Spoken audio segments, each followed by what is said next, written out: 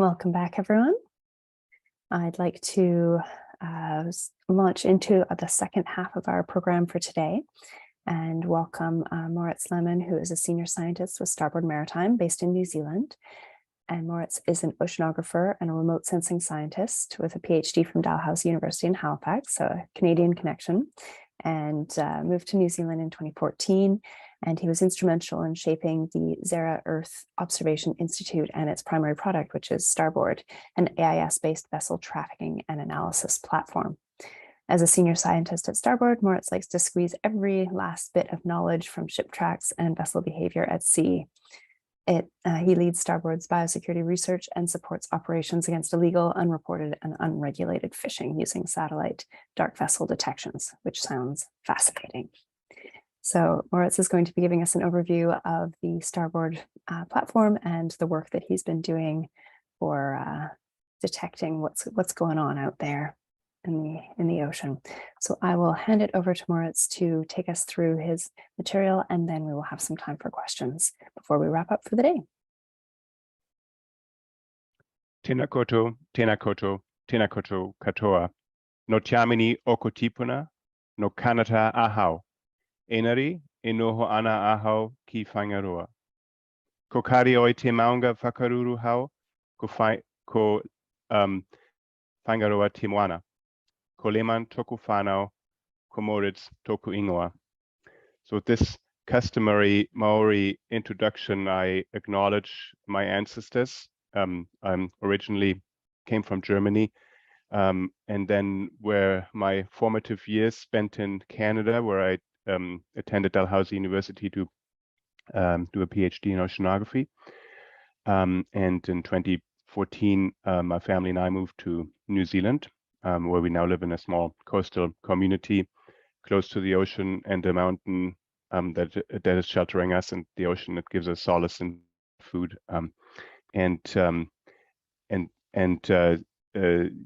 Yeah, we acknowledge the land that we live on, the people who've come and to arrive there before, and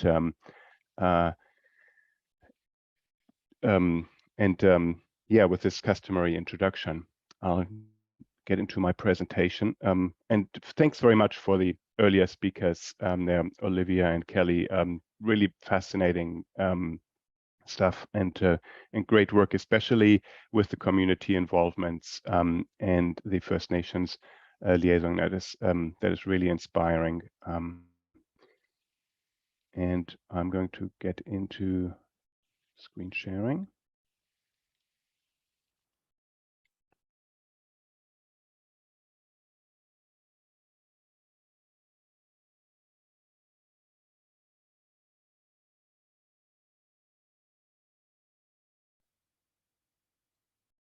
So I'm going to be talking about the use of AIS data for operational biosecurity risk assessment, and as the term of Hitchhiker Pests that we'll go through, and biofouling, and give brief introductions to this. Now, Canada is also no stranger to biosecurity risks, and when you arrive in Canada at an airport, you see very similar signs to what you see in New Zealand. Throw away all your fresh fruit and vegetables and meat products, and get into trouble if you carry any. I remember my kids were bringing back carvings from the Dominican Republic, and we were landing in Halifax, and they were really sad that they had to be taken away. So I don't think I need to give too much of an introduction here to biosecurity risks and issues in the country. With New Zealand, the perception that I have really is that there is actually a fighting chance that many of those biosecurity risks can be stopped at the border, can be prevented to come into the country, because it's such a remote island nation, and anybody who arrives in New Zealand has to have come from an aircraft or a ship from a long way away. In New Zealand, the Ministry for Primary Industries is the lead organization to lead the biosecurity effort. And they list 3 layers of protection: the pre-border protection, making sure that things don't even get here, the reception at the border. And then once things have arrived in New Zealand, there's of course action and protection and activities going on inside. And biosecurity really has a fairly sort of wide knowledge and appreciation in New Zealand in general, and that is also due to the excellent public relations work that MPI and other institutions are doing. So, for example, here's a very recent 1-minute video that seeks to generate awareness, and I'm just going to play this, and it's really quite inspiring and neat, and hope you like it. Dear Aotearoa, dear home, with every turn of the tide, every seam of the seasons, look around at all we have, this plentiful way of life. This place is more than a setting of my story. I was grown on its meat and milk, healed by its plants. My hands have dug kumara from its soil, my feet tuatua from the sand. This fragile place is all we've got. It's vulnerable to pests and diseases, so we must guard as if our way of life depends on it, because it does. As my last sunset creeps over the edge of our precious island, I'll be asking one thing of you. Look after it. Protect it. Aotearoa, this is us.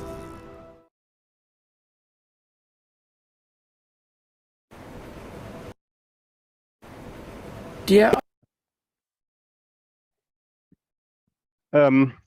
yes, we're in the fortunate situation in that case of being tucked away in a very remote place of our world in the middle of an ocean. But of course, global trade and the movement of people connects us really to every coast and every nation on Earth. This picture here just shows 1 week of ship traffic based on AIS data of the global ocean, and so there's thousands and thousands of ships and millions of data points. And so we've built Starboard as a global AIS platform to really allow analysts and experts to sift through this jumble, the spaghetti bowl of data, and find that needle in the haystack that they're looking for.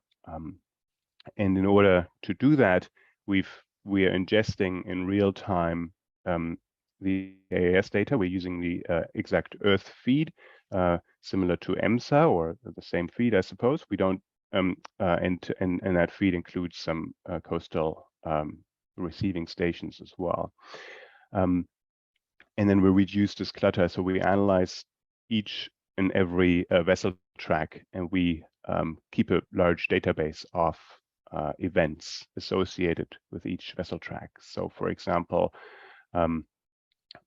this is one ship that came from Japan to New Zealand, and we'll look at something like this in more detail later, but it's had a port call here in Japan, incidentally, where a biosecurity risk could have occurred, but we'll get to that later.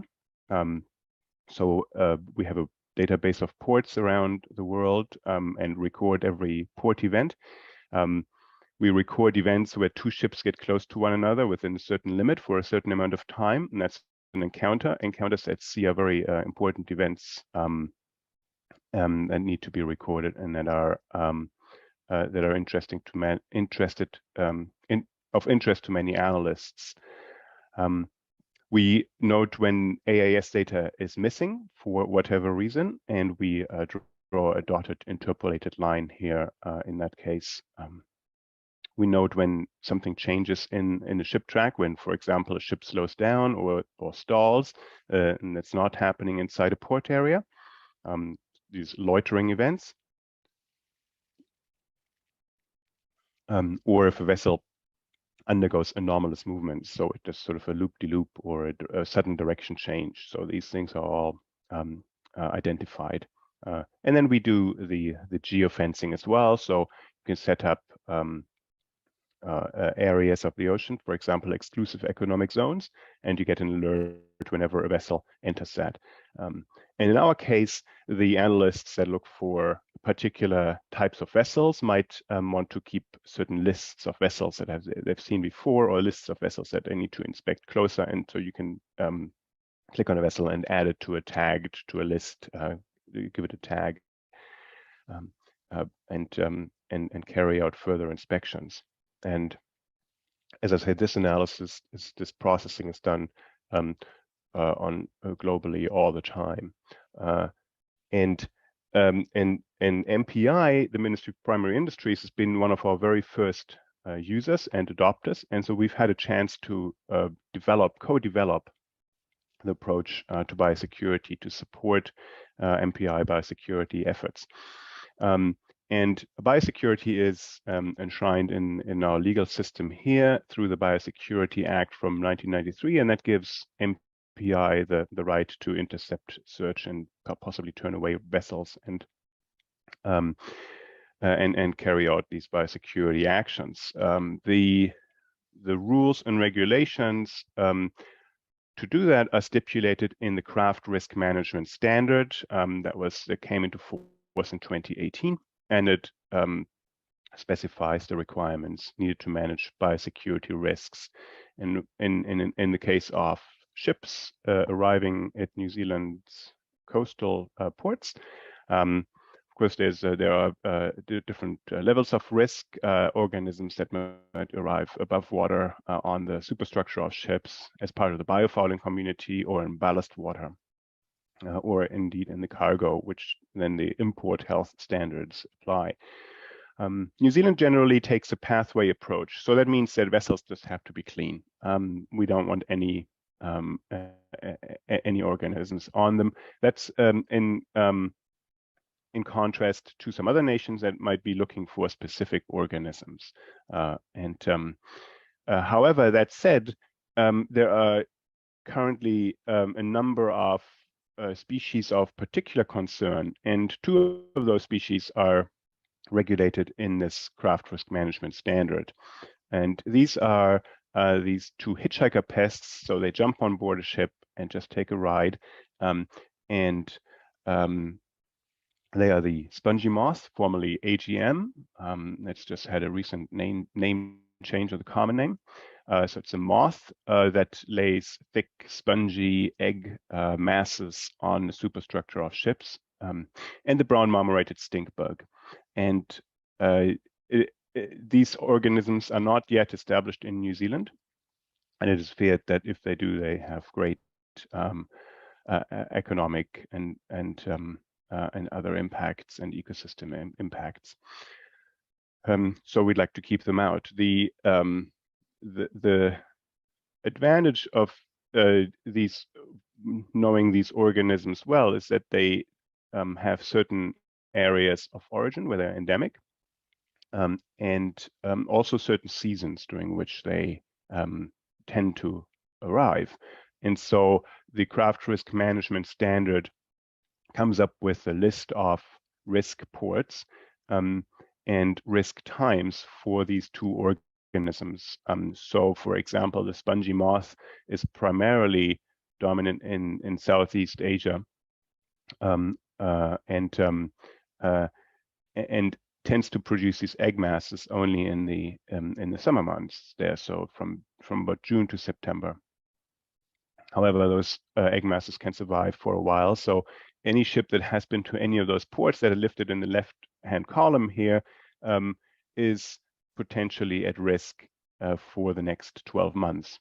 And similar to the brown marmorated stink bug. So there's a range of ports that are producing a risk, and the risk season goes from September the 1st to 30th of April. And so this gives us, of course, a very procedural way to look for these risks. And this is an example here where a ship comes in through the Suez Canal without any risk on. I'll just start to play the animation in just 1 minute, but I just want to introduce the screen here. So this is the starboard screen. It'll clear up in a moment, and I'm also happy to show a live demonstration afterwards with a little bit more time. But the default screen in Starboard is that you see a ship track over a certain amount of time. The time frame is given here at the top, and there are various sort of filters that you can select. I've only just selected one vessel. The analysis panel here on the left shows these events that I was talking about earlier. So whether a ship has been to ports or whether it's been even to a risk port. So I'm just going to play this as the ship comes in through the Suez Canal across the Indian Ocean, heads up to a port in China, and that is where it picks up the risk of having a hitchhiker pest on board. And then it does a fairly complicated further journey. It stops in Singapore and in the Middle East, and only then it comes to New Zealand and arrives at Auckland. So this is the case where the assessors at MPI would look specifically for the certification of freedom and of cleanliness for freedom of these pests on board. And I have to find my controls again. And in practice, of course, there are many vessels arriving. So the time slider or our time machine here moves at the bottom, and you can see those risk vessels arriving at New Zealand. What I also did during this animation is I removed all vessels that are not at risk, so that analysts can actually focus on just a few vessels that are showing this risk. So this shows all vessels. The red are the ones that are risky. The analysis panel on the left allows me to hide the ones that have low risk. And clicking on the vessel list shows me the details of all the vessels that have risks, and they have been we still have a legacy AGM name for this spongy moth in here, and it allows interrogation of the ship track of where this risk was picked up. And this is really supporting the day-to-day operations of the MPI target evaluators that normally start their day by looking at what ships are coming into our ports here. Ships have to provide pre-arrival information, and as part of this pre-arrival information, they have to provide the journey details, such as the ports that they've been to and the length of length of stay at these ports. And that information arrives in a variety of ways, and it can also just come as handwritten notes, scanned or faxed, and arrive at MPI there, where there's a large scope for human error and possibly also for misinformation to be provided. Whereas our global AIS feed, of course, is an independent source there. The way we deal with gaps in AIS is that we set we mark vessels that have gaps of in the AIS data, specifically if they've been in areas where they might have been to port. So we're playing it on the safe side there, and also present those where we're not quite sure whether they've been to port or not. Yeah, and I'm happy to show a demonstration in a minute. I just want to quickly talk a little bit about biofouling. So biofouling is the accumulation of organisms under the waterline on a ship's hull, and they are sources for invasive species. And in New Zealand, we've had a few incursions, and so we're very concerned and really follow and lead some of the international work on biofouling prevention.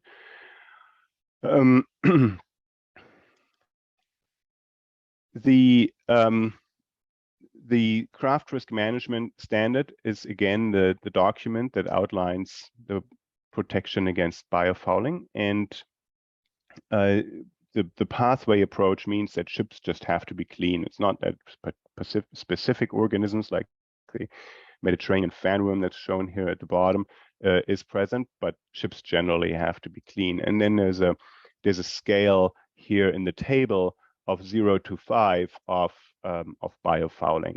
And some of this, the lower ranks are acceptable versus the higher ranks are unacceptable. But not every ship can be checked for biofouling.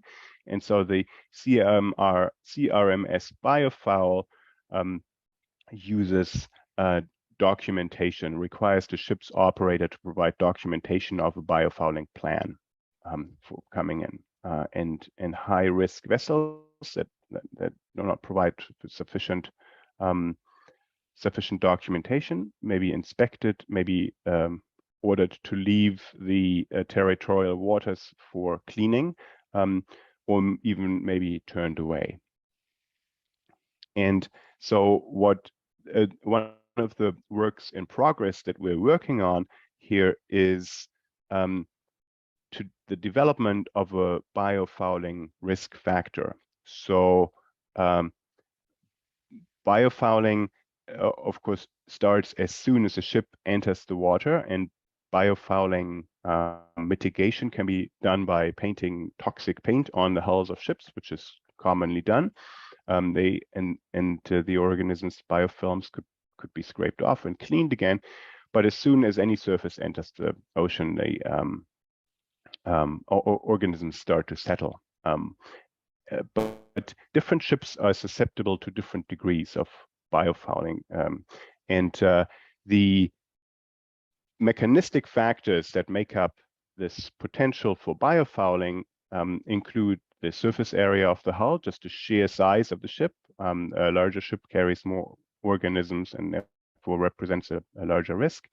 The niche areas on the hull, such as propeller shafts and sea chests and hard to clean areas. The number of port visits, how often does a ship actually stop and sit in water for an extended amount of time, and especially if those port visits are long, so that is sort of longer than 10 days or 3 weeks. Also, the travel speed plays a role for the ability of organisms to attach. And so this is the beginning of the development of a biofouling risk indicator that now does not yet incorporate the fact that hulls may be clean from cleaning activities, and these attachment processes might slow down because of a biofilm or anti-fouling paint application.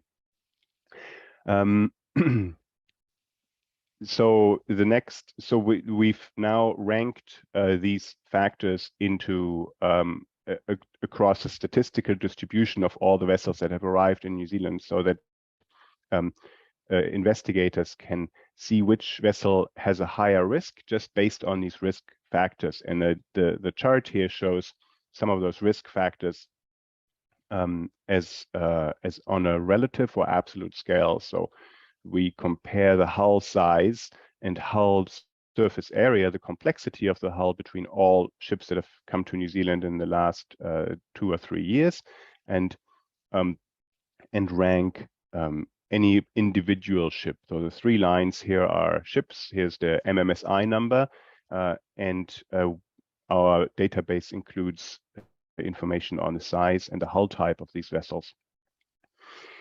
And and we look at the number of port visits and compare the ships that are coming in. For example, these 3 ships were all coming in around about the same time, so they would have been arriving at MPI's documentation at the same time. And so they could be ranked so that effort could be allocated to dealing with them. So how many port visits does this ship these ships have had? And the red ship here has had the most port visits, but it's had the fewest long stay port visits. So these are port visits over 10 days. It had 0 of those. So this is a pretty quick ship that stops a lot, but doesn't stay anywhere for a long time. Whereas other ships stay for this one's had 3 port visits greater between 10 and 19 days of duration. So it allows an initial screening and allocation of effort. Now, where this needs to go is that anti-fouling information is entered into the system. And also what we'd like to do is to compare the environments that the ship's been through with our destination environment here, just to see if the organisms that might be attaching on its journey would actually be viable in New Zealand. And this is this is stuff that we're working on. We don't yet allow in Starboard users to enter their own information, such as biofouling, anti-fouling date that would go into these calculations. But this is certainly an area where we're also looking for partners and data to refine this. In the end, we're hoping to develop a potential biofouling risk on a simple scale that looks sort of like those hitchhiker pests with red, orange, and green, perhaps, ship icons that allow quick screening of the incoming vessels. This is just going into those ecoregions. We're down here at the bottom right-hand corner of the map, and any environments that are similar could potentially produce a higher risk of having invasive species in the biofouling community. And an application of a particular vessel might look like this, where we're picking a container vessel here. We're counting the number of days in port, and we're looking at the ecoregions that this vessel's been through, and looking at the environmental similarity between New Zealand and the regions it's been through. One quick second.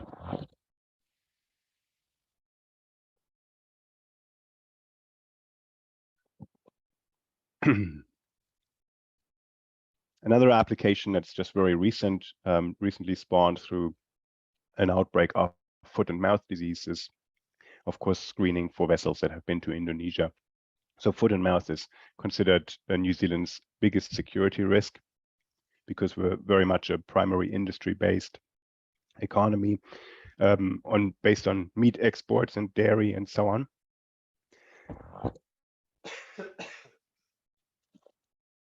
And so it would literally be a disaster if foot and mouth disease was found here. And again, this is an example for using Starboard for screening a lot of vessels. So this is the Hitchhiker Pest. This is the biosecurity risk screen in Starboard. Vessels and their tracks for only 2 days. And the red ones are vessels with the biosecurity risk. If you wanted to know what particular risk it is, you'd have to click on an individual vessel. And in order to then focus on the vessels of interest, you just set a number of filters at the top here. So, for example, we're setting the filters. We're interested in the New Zealand EEZ, and we're interested only in the vessels that have entered New Zealand EEZ from a foreign port. So immediately this reduces the clutter to 46 ships, 6 of which have a hitchhiker pest risk.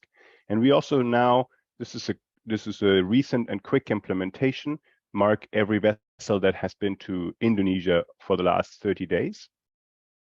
So the Ocean Ute here, for example, had a port call in Jakarta, and the Tianjin Bridge is listed as unknown risk because it's had an AIS gap. I'll play this again.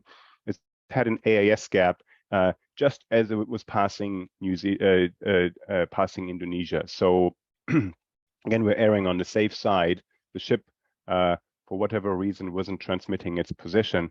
It could have gone into port, and so we're setting this as an unknown risk so that analysts can be alerted to this here. And so the track with the missing AIS data is shown here as a dashed line that is sort of hidden under the other line. Okay.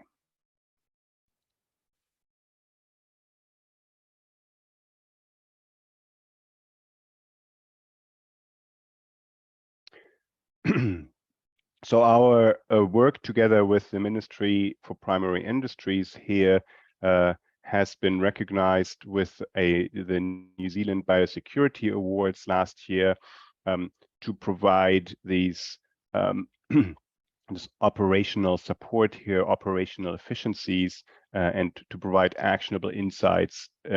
Really, the minute you sit down on the Starboard system, it allows teams to collaborate by tagging vessels, for example, and saying, hey, check this out, or you send the situation on the screen to a colleague just by copying the URL and putting it into an email or into a Slack message. And so this makes things a lot easier. Everybody's looking at the same information. So this really created a lot of operational efficiencies. And we've also been evolving to allow users to set up more complicated queries to reduce the clutter and focus on what they really need to see. And what really interesting is that we've had, we work quite closely with the target evaluators at MPI, and we get calls and say, hey, this is an interesting ship. This is flagged, but I couldn't see why it was flagged in our system. And it had a long time that it spent in an anchorage that wasn't designated as a proper port, but as an anchorage in our system in a risk area. And so it acquired this biosecurity risk where the documentation set from the vessel master did not include that loitering event at the anchorage. So that would have slipped through the system there, and we picked it up. So that was quite nice.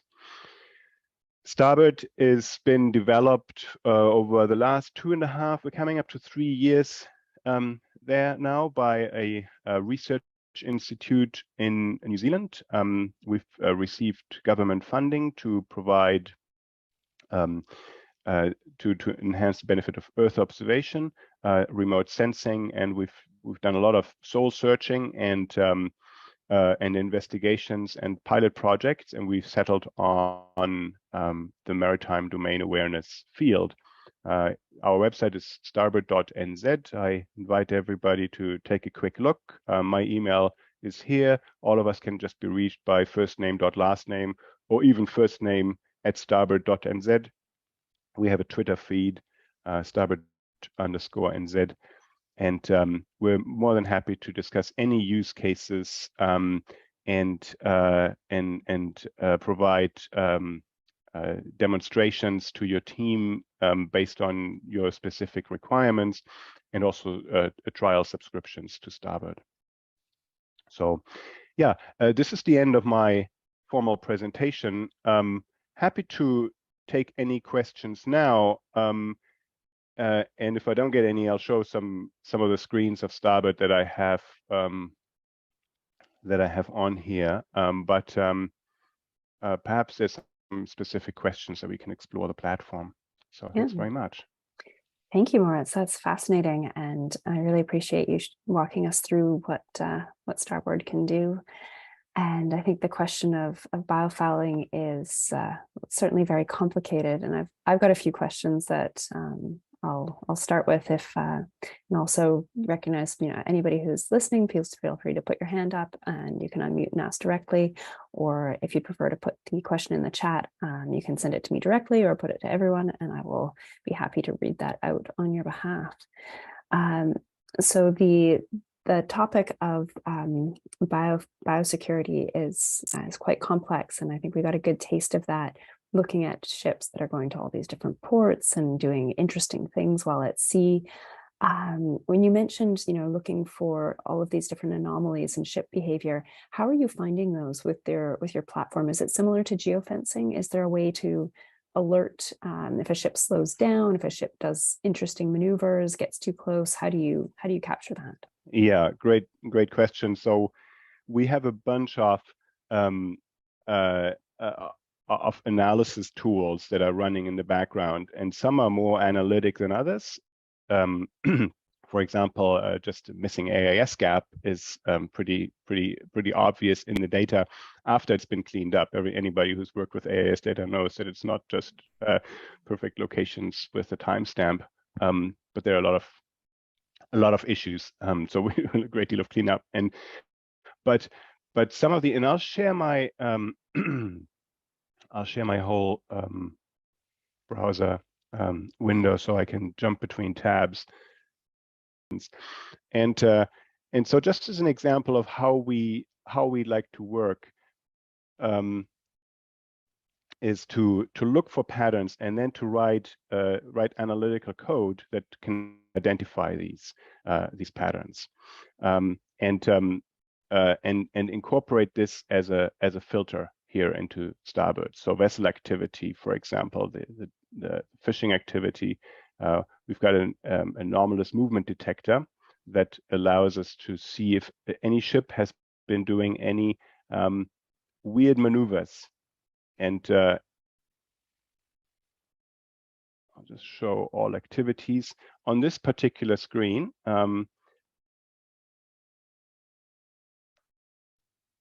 There are 26 ships with anomalous movements, and I can highlight those. And those would include sudden direction changes, for example, changes off a regular route, and changes in speed as well. And again, it just reduces the number of ships to a manageable amount on the screen. And so based on your go-throughs of AIS data in the past, you've seen behaviors and written code to kind of look for those specific behaviors. That's right. Yes. Yeah. So we develop many of those in-house or adapt, for example, the Global Fishing Watch fishing activity classifier.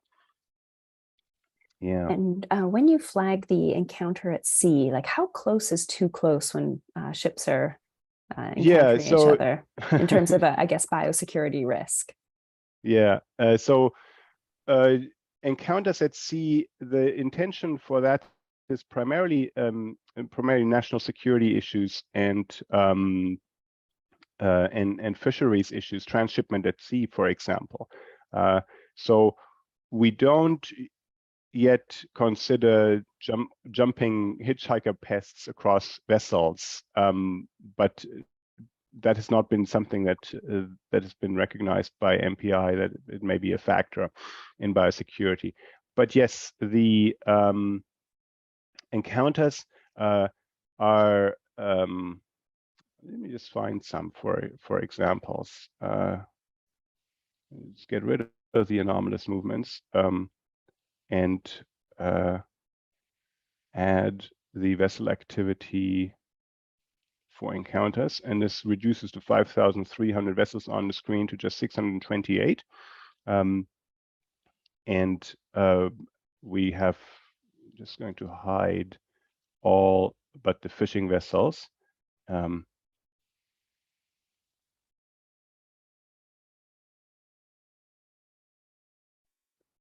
And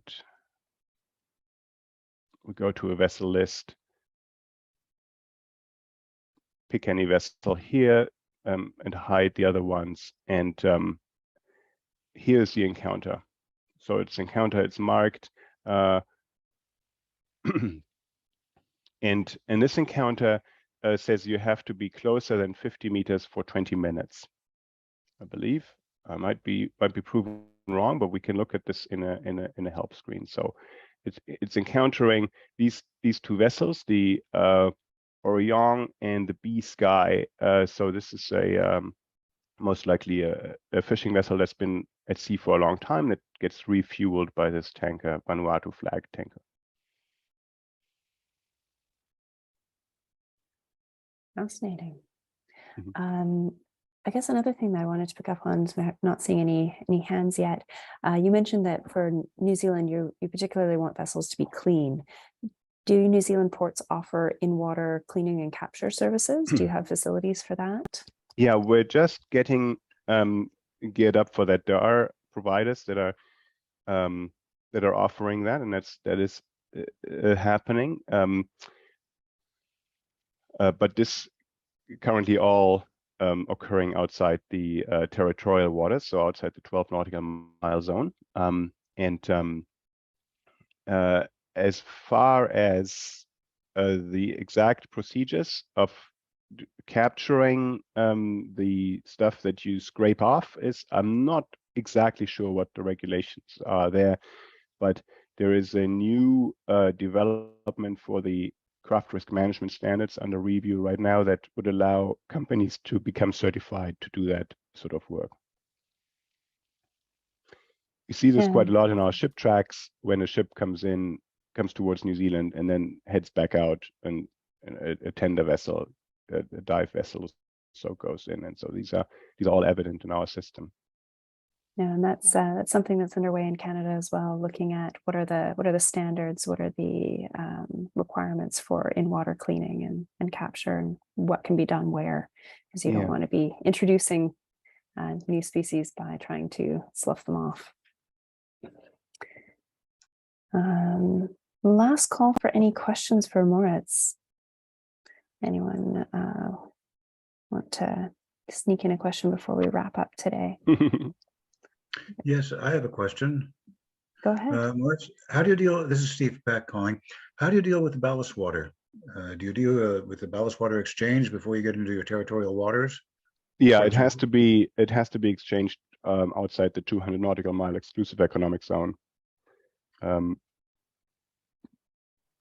And again, rules are under development, but especially pertaining to treatment.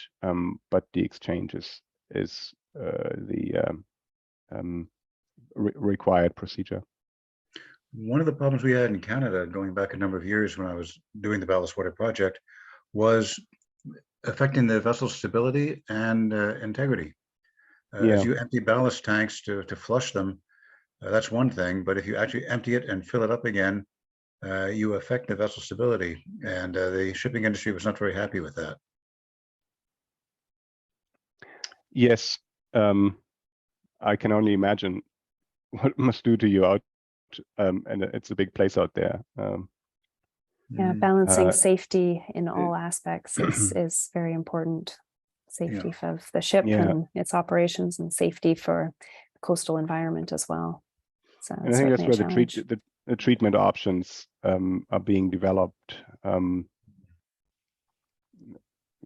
particularly for that reason. Yeah. Well, thanks for raising that, Stephen. So I think we're going to wrap up today, and thank you so much to our speakers today, Kelly and Olivia and Moritz, for sharing their knowledge and their interesting platforms. We had EMSA, Enhanced Marine Situation Awareness, and the Starboard Maritime. And thanks everyone for participating today. We really appreciate your being here to share in this knowledge. And Moritz, I really enjoyed the short video clip you shared. We need to protect against pests like our lives depend on it. And I think that sentiment can be expanded to many other aspects of reducing the environmental impact of shipping in all of its aspects. And hopefully more countries are going to take that approach of getting really serious about protecting our environment. And just thinking about the positive feedback loops, if we can have cleaner ships, that will reduce drag, which will reduce not only biosecurity concerns, but also greenhouse gas emissions. So lots of good reasons to pay attention to these things. Just as we wrap up, I'm getting you on your way before 1 o'clock. I wanted to just briefly call your attention to a couple of upcoming events. So we are going to be having some events in November and December for the Canadian Marine Shipping Risk Forum.